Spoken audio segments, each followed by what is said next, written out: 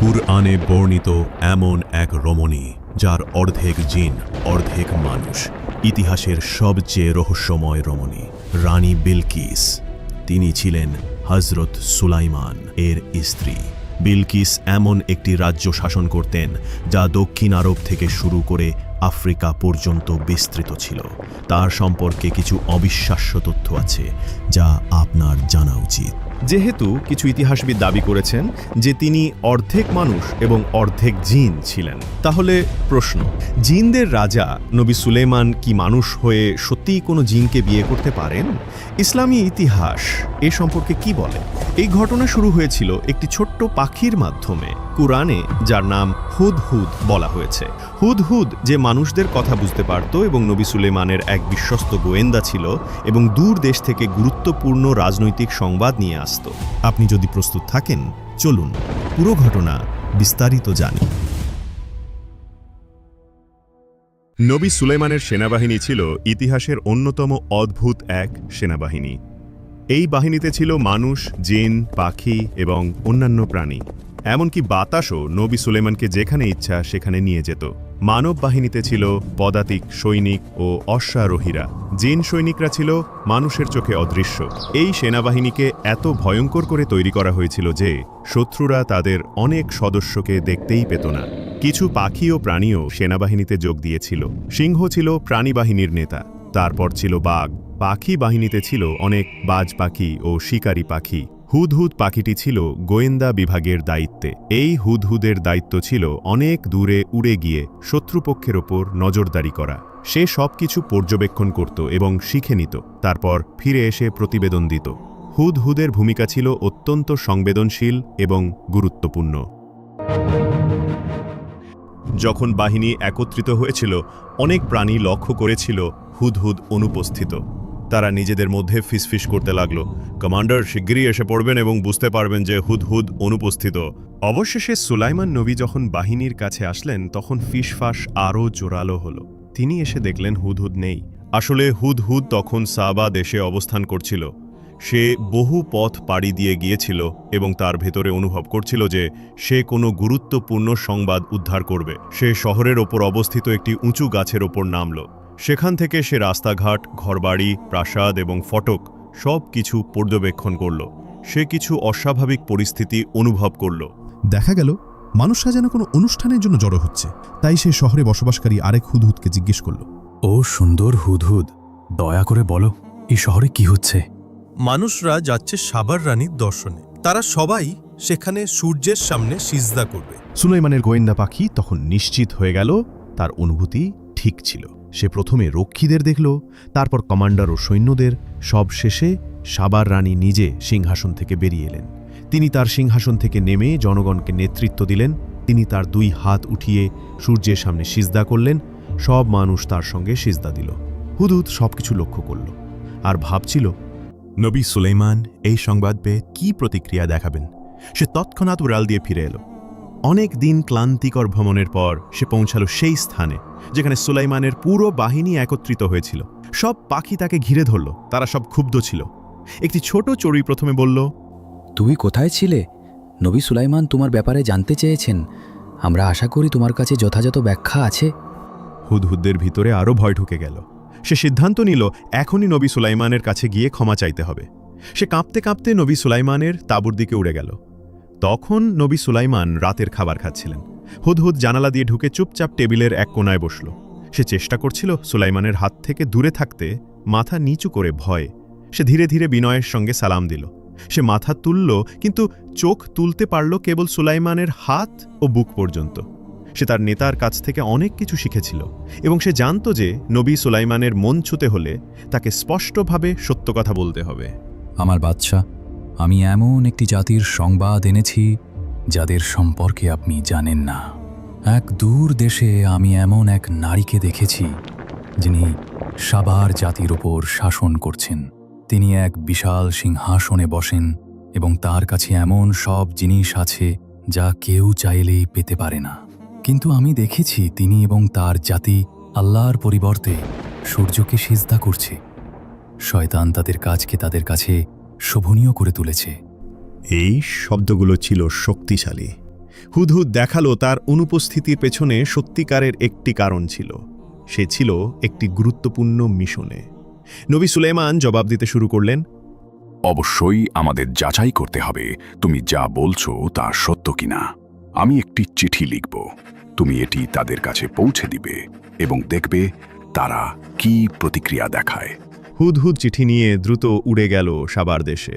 সে রাজপ্রাসাদের বাগানের একটি গাছে নামল এবং রানীর কক্ষ খুঁজতে লাগল।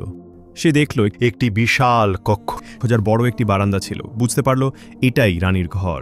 চিঠিটি ঠোঁটে নিয়ে সে উড়ে গেল খোলা জানলার দিকে এবং ভেতরে প্রবেশ করল। সে সিদ্ধান্ত নিল ছাদের একটি স্থাপনার পেছনে লুকাবে।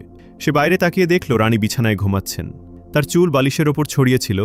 তার মুখ ছিল অত্যন্ত সুন্দর। তার সৌন্দর্য দেখার সময় হুদহুদের মনে এক ধরনের দুঃখ জন্ম নিল। এত সৌন্দর্য, ধন সম্পদ এবং ক্ষমতা থাকা সত্ত্বেও কেউ সূর্যের সামনে সিজদা কেন করবে? এই চিন্তা করল হুদহুদ। তার মনে হলো শয়তান তাদেরকে ধোঁকা দিয়েছে। শয়তান তাদের এমন কিছুর উপাসনা করতে বাধ্য করেছে যা সত্যিকার মাবুদ নয়। কিন্তু সে কিভাবে এটা করল? তারপর হুদহুদ ভাবল, যদি সুলাইমানের সেনাবাহিনী সাবার জনগণের সঙ্গে যুদ্ধ করে, তাহলে ফলাফল তো স্পষ্ট। হ্যাঁ, রানী শক্তিশালী, কিন্তু তিনি নবীর বাহিনীকে পরাজিত করতে পারবেন না। সুলাইমানের সৈন্যরা খুব সহজেই তাদের দখল নিতে পারবে। হুদহুদ ভাবতে লাগল, আমি কি এখনই চিঠিটা ফেলে দিব, নাকি তার জেগে ওঠার অপেক্ষা করব? সে জানত না চিঠিতে কি লেখা আছে। এই সব ভাবার মধ্যেই হঠাৎ করে চিঠিটা তার ঠোঁট থেকে পিছলে পড়ে রানীর বিছানায় পড়ে গেল। রানী চোখ মেলে দেখলেন তার সামনে একটি চিঠি। তিনি দ্রুত চারদিকে তাকালেন, কিন্তু কাউকে দেখতে পেলেন না। এক ধরনের ভয় অনুভব করে তিনি চুপচাপ চিঠিটা খুললেন এবং পড়তে শুরু করলেন। এই বার্তাটি সুলাইমানের পক্ষ থেকে, আল্লাহর নামে, যিনি পরম করুণাময় ও অতিশয় দয়ালু। আমি তোমাকে এক আল্লাহর প্রতি ঈমান আনতে আমন্ত্রণ জানাচ্ছি। আমার প্রতি অহংকার করো না। আমার কাছে এসো এবং নিজেকে সমর্পণ করো। রানী রেগে গেলেন এবং আবার চারদিকে তাকালেন, খুঁজলেন কে চিঠি এনে দিয়েছে। কিন্তু কাউকে না দেখে তার রাগ আরও বেড়ে গেল। তিনি তার প্রহরীদের ডাকলেন এবং বললেন, কে সাহস করেছে আমার কক্ষে প্রবেশ করার? এটা কে করেছে? প্রহরীরা বিস্মিত হয়ে গেল। তারা বলল, কেউ রানীর ঘরে ঢোকেনি। তারা জানালো তারা সারাক্ষণ তলোয়ার হাতে ছিল এবং চোখ খোলা রেখেছিল। তারা শপথ করে বলল, রানীর ঘরের আশেপাশেও কেউ আসেনি। এদিকে হুদহুদ পাখিটি ছাদের ওপরের এক ফাঁকা জায়গায় লুকিয়েছিল এবং সে সবকিছু শুনছিল। রানী বিলকিস চিৎকার করে উঠলেন, তাহলে এই চিঠি এলো কোথা থেকে? তিনি চিঠিটা হাতে তুলে ধরলেন। প্রহরীরা বিভিন্ন রকম অনুমান করতে লাগলো কিভাবে এই চিঠি এসেছে, কিন্তু কেউই কিছু দেখেনি। তারা হতবাক হয়ে গিয়েছিল, বুঝতে পারছিল না কি বলবে। রানী বিলকিস দ্রুত তার উপদেষ্টাদের নিয়ে জরুরি বৈঠক ডাকলেন। উপদেষ্টারা জড়ো হলেন। রানী বিলকিস বৈঠকের নেতৃত্ব দিলেন। তিনি বললেন, হে আমার উপদেষ্টা বৃন্দ, আমি একটি অত্যন্ত গুরুত্বপূর্ণ চিঠি পেয়েছি। এটি সুলাইমানের পক্ষ থেকে। তিনি তার চিঠি শুরু করেছেন আল্লাহ আর রহমান ও আর রাহিমের নামে। তিনি আমাকে অহংকার ছাড়া তার কাছে আসতে বলেছেন। তোমরা বলো, আমাদের কি করা উচিত? একজন উপদেষ্টা বললেন, এর অর্থ সুলাইমান চাচ্ছেন আমরা তার কাছে আত্মসমর্পণ করি। এটা তো যুদ্ধের ডাকের মতো শোনাচ্ছে। আসুন আমরা যুদ্ধ করি। আরেকজন বললেন, আমরাও তো শক্তিশালী, চলো আমরা তাকে যুদ্ধ করে আমাদের শক্তি দেখিয়ে দেই। প্রায় সবাই এই মতের পক্ষে একমত হলেন। কিন্তু একজন জ্ঞানী উপদেষ্টা হঠাৎ প্রশ্ন করলেন, যিনি এই চিঠি নিয়ে এসেছেন সেই বার্তাবাহক কোথায়? তিনি ছাড়া সুলাইমানের আসল উদ্দেশ্য বোঝা যাবে না। রানী বিলকিস উত্তর দিলেন, তিনি জানেন না। তিনি বললেন, ঘুম থেকে উঠে দেখেছেন চিঠি বিছানায় পড়ে আছে। একজন উপদেষ্টা আরও বললেন, এই ব্যাপারটা একটু ভয়ানক। আমি বলছি আমাদের অপেক্ষা করা উচিত। যদি সুলাইমান এমন অদ্ভুত এবং শক্তিশালী উপায়ে কোনো বার্তা পাঠাতে পারেন বার্তাবাহক ছাড়াই, তাহলে কে জানে তার যুদ্ধ ক্ষমতা কতটা ভয়ঙ্কর। তাহলে আমাদের কি অপেক্ষা করে দেখা উচিত? রানী বিলকিস বললেন, যখন কোনো রাজা কোনো দেশে আক্রমণ করে তারা সব কিছু ধ্বংস করে দেয় এবং সম্মানিত মানুষদের অপমানিত করে দুর্বল করে ফেলে। আমার ভয় হয় আমাদের ক্ষেত্রেও এমন কিছু হতে পারে। তাই আমি প্রস্তাব দিচ্ছি, আমরা কিছু উপহার পাঠাই আর দূতের মাধ্যমে তার প্রতিক্রিয়া দেখি। কেউ আপত্তি করল না, তাই রানীর পরামর্শ গ্রহণ করা হলো। হুদহুদ পাখিটি পুরো আলাপ শুনছিল। বৈঠক শেষ হতেই সে উড়ে গেল। সাবার দেশে ঘোষণা করা হলো যে সোনা এবং রত্ন দিয়ে তৈরি একটি উপহার প্রস্তুত করা হবে, যে কোনো মূল্যে। তারা রানীকে বলল, এটি অবশ্যই একটি রাজকীয় উপহার হতে হবে।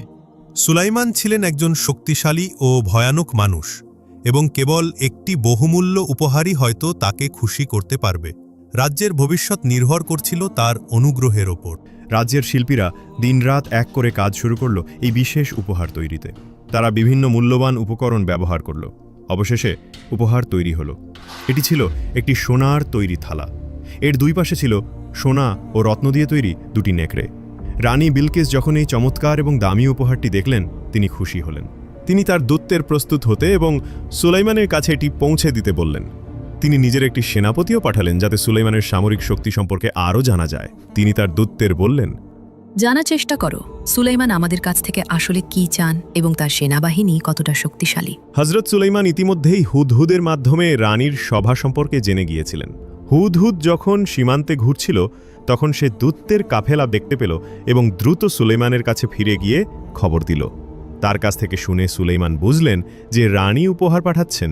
তিনি এটাও বুঝলেন রানীর আসল উদ্দেশ্য হল তার মনোভাব ও সৈন্যদের শক্তি যাচাই করা।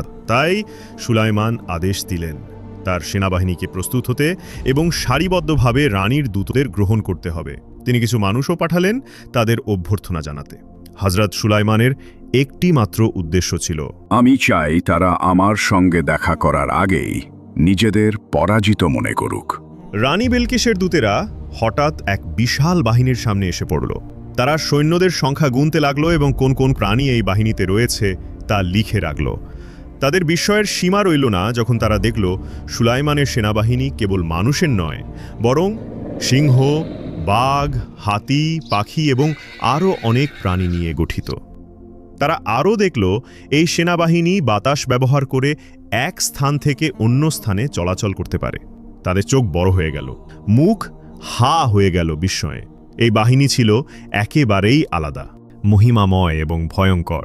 তারা বুঝে গেল এমন বাহিনীর বিরুদ্ধে তারা কখনোই যুদ্ধ করতে পারবে না। যখন তারা লক্ষ্য করল কিছু অস্ত্র নিজেরাই নড়াচড়া করছে, তখন তাদের ভয় আরও বেড়ে গেল। তারা একে অপরের দিকে তাকিয়ে আতঙ্কের সঙ্গে প্রশ্ন করল, এটা কি? তাদের নিয়ে যে কর্মকর্তা ঘুরে দেখাচ্ছিল সে শান্তভাবে উত্তর দিলেন, এটা তো মাত্র কয়েকজন জিন সৈন্য যারা প্রভাতকালীন অনুশীলন করছে। দূতেরা বিস্মিত হয়ে গেল এবং তারা আরও উদ্গ্রীব হয়ে উঠল সুলাইমানের সঙ্গে সাক্ষাৎ করার জন্য।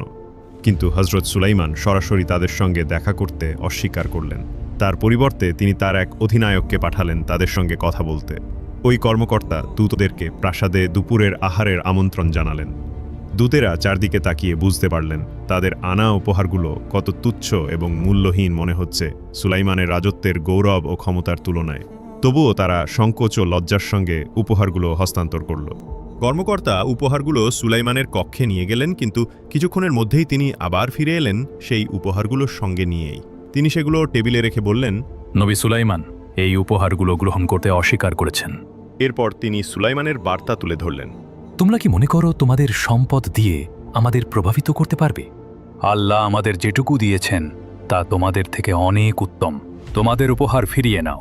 আমরা যদি এমন এক বাহিনী নিয়ে তোমাদের কাছে যাই যেটার কল্পনাও তোমরা করতে পারো না, তাহলে নবী সুলাইমান তোমাদেরকে শহর থেকে অপমানের সঙ্গে বিতাড়িত করবেন। দূতেরা আতঙ্কিত হয়ে পড়ল। তাদের একজন কর্মকর্তা জিজ্ঞেস করল, সুলাইমান আমাদের থেকে আসলে কি চান? অনুগ্রহ করে পরিষ্কারভাবে বলুন, যেন আমরা রানীকে জানাতে পারি। সে শান্তভাবে উত্তর দিলেন, নবী সুলাইমান কেবল একটি জিনিস চান, তোমাদের রানী এবং জনগণ যেন তার কাছে আত্মসমর্পণ করে। তারা বুঝতে পারল এই বার্তাটি একদিকে শান্তির আহ্বান, অন্যদিকে কঠোর হুঁশিয়ারি। তাই দূতেরা ফিরে গেল রানী বিলকিসের কাছে সুলাইমানের কথা পৌঁছে দিতে। দূতেরা যখন পৌঁছালো তখন রানী ঘুমাচ্ছিলেন, তবে তিনি তার দাস দাসীদের বলেছিলেন দূতেরা এলে যেন তাকে সঙ্গে সঙ্গে জাগিয়ে দেওয়া হয়। তাই তারা বিরক্ত না করতে চাইলেও তাকে জাগালো। রানী বিলকিস চোখ খুলতেই দূতদের সঙ্গে সাক্ষাৎ করলেন। তিনি জিজ্ঞেস করলেন, বলো, উপহার দেওয়ার পর সুলাইমান কি বললেন? দূতেরা ব্যাখ্যা করল যে তারা সুলাইমানের সঙ্গে দেখা করতে পারেনি। তাদের একজন কমান্ডার উপহার গ্রহণ করে তা নবীর কাছে নিয়ে গিয়েছিলেন, কিন্তু দুঃখজনকভাবে সুলাইমান উপহার গ্রহণ করেননি। তিনি আমাদের কাছে উপহার ফিরিয়ে দিয়েছেন। তারা সুলাইমানের বার্তাও জানিয়ে দিল। এটা শুনে রানী মাথা নিচু করে চিন্তায় পড়ে গেলেন। সুলাইমান তার উপহার গ্রহণ করেননি, দূতদেরও স্বাগত জানাননি। তিনি তাদের কাছ থেকে আরও বিস্তারিত জানতে চাইলেন, তারা যা কিছু দেখেছে সব কিছু। তিনি বুঝলেন সুলাইমান কেবল একটি জিনিসই গ্রহণ করবেন, আত্মসমর্পণ। দূতেরা সুলাইমানের বাহিনীর শক্তির বর্ণনাও দিল। রানী যখন শুনলেন যে তার বাহিনীতে জিন ও পশুরাও রয়েছে, তখন তিনি উপলব্ধি করলেন পরিস্থিতি কতটা গুরুতর। যদি তিনি যুদ্ধে পথ বেছে নেন, তাহলে তিনি হয়তো সবকিছু হারাতে পারেন। এখন কেবল একটি পথ বাকি, অন্য কোনো উপায়ে সুলাইমানকে বোঝানোর চেষ্টা করা। তিনি উপহারের দিকে তাকিয়ে গভীরভাবে চিন্তা করতে লাগলেন। তারপর তিনি সিদ্ধান্ত নিলেন রাজ্যের রাজসভার সদস্য ও যুদ্ধ বিষয়ক উপদেষ্টাদের একত্র করবেন। এই বৈঠকটি হবে অত্যন্ত গুরুত্বপূর্ণ। এদিকে নবী সুলাইমান নিজ শহরে এক বৈঠক আহ্বান করলেন। তার পরিষদে ছিলেন মন্ত্রী, কমান্ডার, যুদ্ধ বিশেষজ্ঞ ও জ্ঞানী আলেমগণ। 2টি সিংহ পাহারার দায়িত্বে ছিল, যারা বৈঠককে সুরক্ষা দিচ্ছিল। হুদহুদ পাখিটিও সেখানে ছিল, প্রতিবেদন দিতে প্রস্তুত। নবী সুলাইমান সভা শুরু করলেন। আমি প্রশংসা করি যিনি আমাদের এই সমস্ত সম্পদ ও ক্ষমতা দিয়েছেন। যদিও তার অন্তরে ছিল প্রচণ্ড রাগ, তিনি তা বাহ্যিকভাবে প্রকাশ করেননি। তিনি বললেন, কিভাবে সম্ভব যখন আমরা জীবিত আছি এবং তাওহীদের পতাকা বহন করছি, তখনও পৃথিবীতে এমন মানুষ রয়েছে যারা সূর্যকে উপাসনা করে? এটা আমাদের জন্য ব্যর্থতা এবং লজ্জার বিষয়। সুলাইমান নিজের গৌরবের জন্য শাসন করছিলেন না, বরং আল্লাহর রাজত্বের প্রতিনিধি হিসেবে শাসন করছিলেন। এই কারণেই তিনি একই সাথে রাগ ও দায়িত্ববোধ অনুভব করছিলেন। তখন সেনাপতি দাঁড়িয়ে গেলেন, হাতে তরবারি নিয়ে বললেন, শুধু আদেশ দিন, আমি সাবার রানীর সিংহাসন এবং আল্লাহকে অস্বীকারী এই জাতিকে ধ্বংস করে দেব। কিন্তু সুলাইমান বললেন, আমি হিংস্রতা পছন্দ করি না, আমাদের অন্য কোনো পথ খুঁজতে হবে। আমি আশা করি রানী নিজেই এখানে এসে আমার সঙ্গে দেখা করবেন, কিন্তু তার আসার আগেই তোমাদের মধ্যে কে তার সিংহাসন এখানে এনে দিতে পারবে? তখন এক জিন বলল, আমি তার সিংহাসন আপনার সামনে নিয়ে আসতে পারি, এমনকি আপনি উঠার আগেই। আপনি জানেন আমি কতটা শক্তিশালী। কিন্তু এরপর একজন আলেম, যিনি আল্লাহর পক্ষ থেকে বিশেষ জ্ঞান অর্থাৎ ইলমে লাদুনি প্রাপ্ত ছিলেন, তিনি বললেন, আমি তার সিংহাসন তোমার সামনে নিয়ে আসতে পারবো, এমনকি তুমি চোখের পলক ফেলার আগেই। সুলাইমান যখন এই প্রস্তাব গ্রহণ করলেন, তখন হঠাৎ করেই বিলকিসের সিংহাসন তার সামনে উপস্থিত হয়ে গেল। এমনটা কোনো মানুষ এর আগে কখনো করেনি। সবাই হতবাক হয়ে গেল। সিংহাসনটি ছিল বিশাল এবং রাজকীয়। সবাই সেই দিকে তাকিয়ে চুপচাপ চিন্তায় ডুবে গেল। হুদহুদ পাখিটিও সেখানে ছিল, চেষ্টা করছিল এই অলৌকিক ঘটনার অর্থ বোঝার।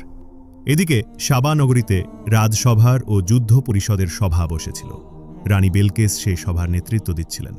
রানী ক্লান্ত স্বরে বললেন, আজ আমরা এক ভয়াবহ পরিস্থিতির মুখোমুখি হয়েছি।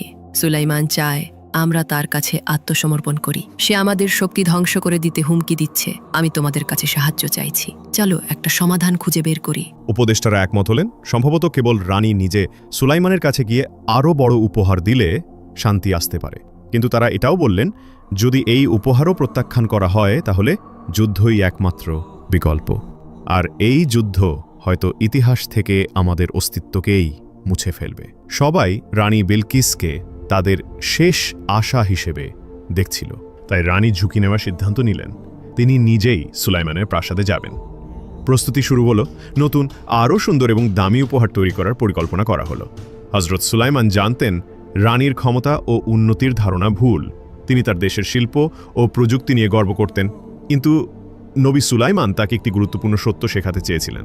আসল শ্রেষ্ঠত্ব এবং প্রকৃত উন্নতি কেবল তখনই আসে যখন কেউ তাওহীদের পতাকার নিচে থাকে, আল্লাহর একত্বে বিশ্বাস করে। আল্লাহর প্রতি ঈমান ছাড়া কোনো ব্যবস্থাতেই টিকে থাকতে পারে না। যদি তুমি দুনিয়া হারিয়ে ফেলো কিন্তু আল্লাহকে পেয়ে যাও, তাহলে তুমিই বিজয়ী। কিন্তু যদি তুমি পুরো দুনিয়া অর্জন করো আর আল্লাহকে হারাও, তাহলে তার লাভ কি?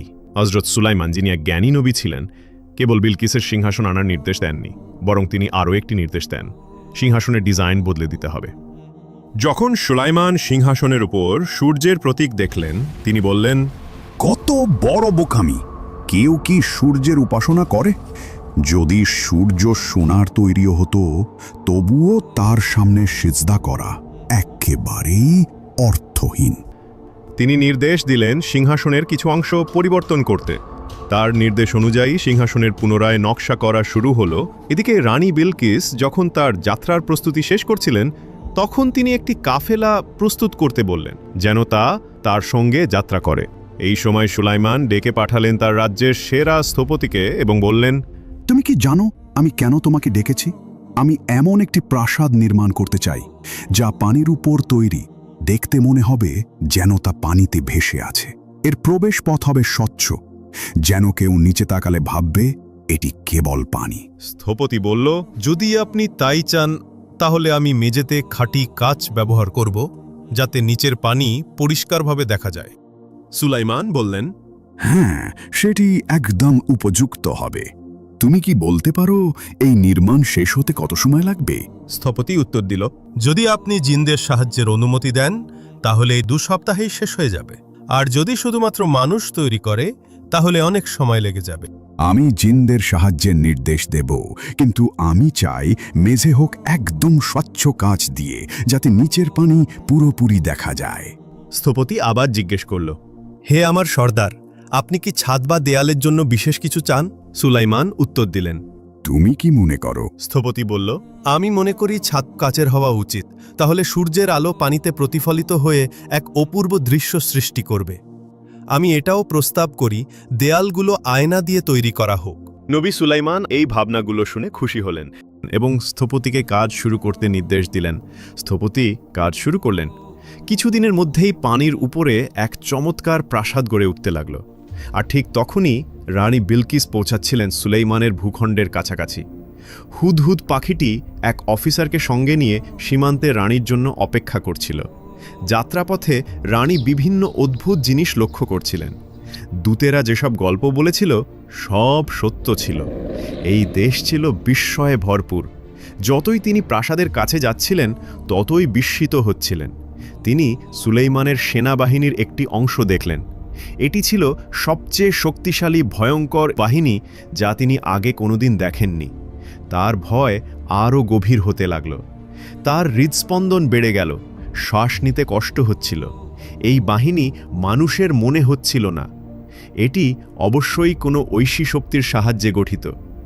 এত কিছু দেখার পর তিনি নিজ রাজ্যের গৌরব ও উন্নতি নিয়ে সন্দেহ করতে শুরু করলেন।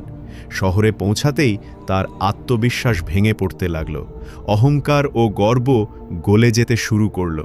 তার ভয় ধীরে ধীরে শ্রদ্ধা ও বিস্ময়ে রূপ নিল। আর খুব শিগগিরই তিনি প্রবেশ করতে যাচ্ছিলেন সেই প্রাসাদে যা সুলাইমান বিশেষভাবে তৈরি করেছিলেন। তিনি যে দৃশ্যের মুখোমুখি হলেন তা ছিল একেবারে ব্যতিক্রম। সুলাইমানের রাজত্ব কেবল সম্পদ ও গৌরব দিয়ে গড়া ছিল না, তা ছিল সৌন্দর্য ও শিল্পকৌশলে পূর্ণ। সোনার স্তম্ভ, রত্নখচিত দরজা এবং প্রতিটি কোণে হাতের তৈরি অলঙ্করণ তার চোখ ধাঁধিয়ে দিল। কিন্তু সবচেয়ে বিস্ময়কর ছিল সুলাইমানের প্রাসাদের প্রবেশপথের মেঝে। এটি ছিল কাঁচের তৈরি। নিচে প্রবাহিত হচ্ছিল ঝকঝকে স্বচ্ছ পানি। এটি এত উজ্জ্বলভাবে চকচক করছিল যে মনে হচ্ছিল একটি গভীর জলাধার। রানী বিলকিস ধীরে ধীরে প্রাসাদের দিকে হেঁটে যাচ্ছিলেন। তখন তিনি ভেবেছিলেন মেঝেটিতে আসলেই পানি। তাই তিনি তার পোশাক উঠিয়ে ধরলেন যেন ভিজে না যায়। আর সেই মুহূর্তে তার পা দৃশ্যমান হয়ে গেল। এখন আমরা পৌঁছালাম গল্পের সবচেয়ে রহস্যময় অংশে। কিছু পুরনো সূত্র অনুযায়ী সুলাইমান এই কাঁচের মেঝে নির্মাণ করেছিলেন এক গোপন উদ্দেশ্যে। এটি কেবল সৌন্দর্যের জন্য নয়, এটি ছিল একটি পরীক্ষা। কেন? কারণ নবী সুলাইমান, যিনি জিনদের নিয়ন্ত্রণ করতেন, তিনি কিছু গোপন তথ্য পেয়েছিলেন। গুঞ্জন রটেছিল বিলকিস কোনো সাধারণ মানুষ নন। কিছু লোক বিশ্বাস করত তিনি অর্ধেক মানুষ এবং অর্ধেক জিন। নবী সুলাইমান জিনদের প্রকৃতি সম্পর্কে খুব ভালোভাবে জানতেন। তিনি এটাও জানতেন বেশিরভাগ জিনের পায়ে লোম হয়। তাই তিনি কাঁচের মেঝেটিকে এমনভাবে তৈরি করান যেন দেখতে মনে হয় পানি, যাতে বিলকিস তার পোশাক তুলেন। আর সেই মুহূর্তেই তিনি দেখতে পারবেন তার পা এবং নিজের সন্দেহ যাচাই করতে পারবেন। বিলকিস হয়তো সাধারণ মানুষ ছিলেন না, কিন্তু কিছু মানুষ কেন বিশ্বাস করত তিনি অর্ধেক জিন? এই ধারণা বিভিন্ন ধর্মীয় ও সাংস্কৃতিক উৎসে বিভিন্নভাবে পাওয়া যায়। কিছু গল্পে বলা হয় বিলকিসের জন্ম হয়েছিল একজন মানুষ ও এক জিনের মিলনের মাধ্যমে। একটি কাহিনীতে বলা হয় তার মা ছিলেন একজন মানবী রানী এবং তার পিতা ছিলেন একজন ইফরিত, অর্থাৎ এক শক্তিশালী জিন। এই কারণেই বিলকিসের মধ্যে মানবীয় সৌন্দর্য এবং কিছু জিন সদৃশ শারীরিক বৈশিষ্ট্য ছিল। কুরআনে সরাসরি বলা হয়নি তিনি মানুষ ছিলেন নাকি জিন। ইথিওপীয় টেক্সটগুলোতে তাকে জিনদের বংশোদ্ভূত বলে বর্ণনা করা হয়নি, বরং সেখানে তাকে এক জ্ঞানী এবং আধ্যাত্মিক মানবী রানী হিসেবে তুলে ধরা হয়েছে। সেসব কাহিনীগুলো তার জ্ঞান ও পবিত্রতার ওপর বেশি গুরুত্ব দিয়েছে তার বাহ্যিক বৈশিষ্ট্যের চেয়ে। তাহলে ইসলামী উৎসগুলো কি বলে? অধিকাংশ ইসলামী আলেম একমত বিলকিস ছিলেন একজন মানুষ। অর্ধেক জিন বিষয়ক গুজব ছড়িয়েছিল আসলে জিনরাই। কেন? কারণ তারা চায়নি সুলেইমান বিলকিসে আগ্রহী হন অথবা তাকে বিয়ে করেন। জিনরা ভয় পেত যদি সুলেইমানের কোনো পুত্র হয় সে হয়তো তার পিতার মতো রাজত্ব করবে এবং সুলেইমানের গোপন জ্ঞানের মাধ্যমে আবার জিনদের কাজ করাবে। তারা সুলেইমানের অধীনে কাজ করত বাধ্য হয়ে, আর আশা করছিল সুলেইমান মারা গেলে তারা মুক্তি পাবে। কিন্তু যদি তার পুত্র রাজত্ব করে তাহলে তারা আবার বন্দী হয়ে পড়বে। আর অধিকাংশ জিনই মিথ্যাবাদী হিসেবে পরিচিত, শুধু সুলেইমানের যুগে নয়, সব যুগেই। নবী সুলেইমান এটা ভালোভাবে জানতেন, তাই তিনি এই পরিস্থিতির আয়োজন করেন নিশ্চিত হওয়ার জন্য। আর যখন তিনি বিলকিসের পা দেখলেন এবং বুঝলেন তা সাধারণ মানুষের মতো, তখন তার সন্দেহ দূর হয়ে গেল। বিলকিস যখন কাঁচের মেঝের ওপর দিয়ে পেরিয়ে গেলেন, সুলেইমান নিশ্চিত হলেন তিনি একজন মানুষই। তারপর সুলেইমান রানী বিলকিসকে তার সিংহাসন দেখালেন। রানী বিলকিস বিস্ময়ে হতবাক হয়ে গেলেন। নবী সুলেইমান তাকে জিজ্ঞেস করলেন, এটা কি তোমার সিংহাসন? বিলকিস ভালো করে তাকালেন। তিনি ঠিক কি বলবেন বুঝে উঠতে পারলেন না। সিংহাসনটা দেখতে হুবহু তার নিজের মতো, কিন্তু কিছু একটা বদলে গেছে। অবশেষে তিনি বললেন, এটি দেখতে আমার সিংহাসনের মতোই। সিংহাসনের নিচে সুলেইমান একটি বার্তা রেখে দিয়েছিলেন, আমরা আল্লাহর কাছে আত্মসমর্পণকারী। বিলকিস আরও গভীরভাবে তাকিয়ে বুঝতে পারলেন এটি সত্যিই তার নিজের সিংহাসন। কোনোভাবে এটি তার প্রাসাদ থেকে তার আসার আগেই এখানে নিয়ে আসা হয়েছে এবং কিছু পরিবর্তন করা হয়েছে। এটি ছিল নবী সুলাইমানকে আল্লাহ যে অসাধারণ ক্ষমতা দিয়েছিলেন তার আরও একটি প্রমাণ। রানী বিলকিস গভীর চিন্তায় ডুবে গেলেন। তিনি যত ভাবছিলেন ততই বুঝতে পারছিলেন তার জাতির বিশ্বাস কতটা দুর্বল ও মূর্খতা ছিল নবী সুলাইমানের যুক্তিবাদী ও জ্ঞানভিত্তিক চিন্তার তুলনায়। সেদিন তাকে দুপুরের আহারের আমন্ত্রণ জানানো হলো। নবী সুলাইমান তার পাশে বসলেন এবং আলাপ শুরু করলেন। তিনি বললেন, আল্লাহ যিনি সারা জাহানের পালনকর্তা, সর্বশ্রেষ্ঠ পরম দয়ালু, তাঁর কথাই আমি বলছি।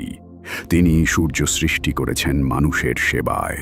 যেমন করে বাগানের প্রজাপতি ও শাপলা ফুল আল্লাহর ইচ্ছায় পরিচালিত হয়, তেমনি সূর্য আল্লাহর সৃষ্টির অংশ, তার সেবায় নিয়োজিত। মানুষের মতো এক মহান সৃষ্টির জন্য অন্য কোনো সৃষ্টিকে সিজদা করা, তা হচ্ছে মানুষের বুদ্ধিকে অপমান করা, হোক তা সূর্য। রানী বিলকিস তখন বুঝতে পারলেন তারা যাকে এতদিন উপাসনা করতেন সেই সূর্য আসলে শয়তানের তৈরি করা এক সুন্দর ফাঁদ ছিল। প্রথমবারের মতো সূর্যের উজ্জ্বলতা তার অন্তরে ম্লান হয়ে এলো, আর এক নতুন আলো যা কখনো অস্ত যায় না তার অন্তরে জ্বলে উঠল। ঠিক তখনই তার উপদেষ্টারা এসে বলল, সূর্য অস্ত যেতে চলেছে, এখন আমাদের প্রতিদিনের সূর্য পূজার সময়। হে মূর্খেরা, এখনো কি তোমরা বিশ্বাস করো সূর্য উপাসনার যোগ্য? শয়তান আমাদের সম্পূর্ণ বিশ্বাসকেই আমাদের কাছে সুন্দর করে উপস্থাপন করেছিল। এই স্থান ত্যাগ করো। নবী সুলাইমান কি বলেছেন তা না শুনেই উপদেষ্টারা ভয় পেয়ে গেল এবং দ্রুত সেখান থেকে সরে গেল। প্রথমবারের মতো রানীর হৃদয়ে এক উষ্ণ সুন্দর অনুভূতি প্রবাহিত হতে লাগল। এটা যেন রংধনুর রং, যা তার অন্তরের অনুভূতিগুলোর প্রতিফলন ঘটাচ্ছিল। রানী বিলকিস উপলব্ধি করলেন এখন সময় এসেছে ইসলাম গ্রহণ করার। গভীর আবেগ নিয়ে তিনি স্বীকার করলেন তিনি এতদিন নিজেকেই ধোঁকা দিয়ে এসেছেন এবং তিনি ইসলাম গ্রহণ করলেন। খুব শিগগিরই সাবার জাতির মানুষ তাদের রানীর অনুসরণ করল। তারা সূর্য পূজা ত্যাগ করল এবং কেবলমাত্র আল্লাহর সামনে সিজদা করা শুরু করল। আর এই সব কিছুর সূচনা হয়েছিল সেই দিন যেদিন ছোট্ট হুদহুদ পাখিটির অন্তরে একটি অনুভূতি জন্মেছিল এবং সে তার কণ্ঠে সেই সংবাদ প্রকাশ করেছিল যখন অন্য পাখিরা আগেই উড়ে গিয়েছিল। এই কাহিনী আমাদের মহাপবিত্র কিতাব আল কুরআনুল কারীমে বর্ণিত হয়েছে। এটি আমাদের মনে করিয়ে দেয় জ্ঞানের মূল্য কত বিশাল, জ্ঞানীর মর্যাদা কত উচ্চ এবং প্রকৃত জ্ঞান আল্লাহর একটি উপহার। এ নিয়ে আমাদের কৃতজ্ঞ হওয়া উচিত।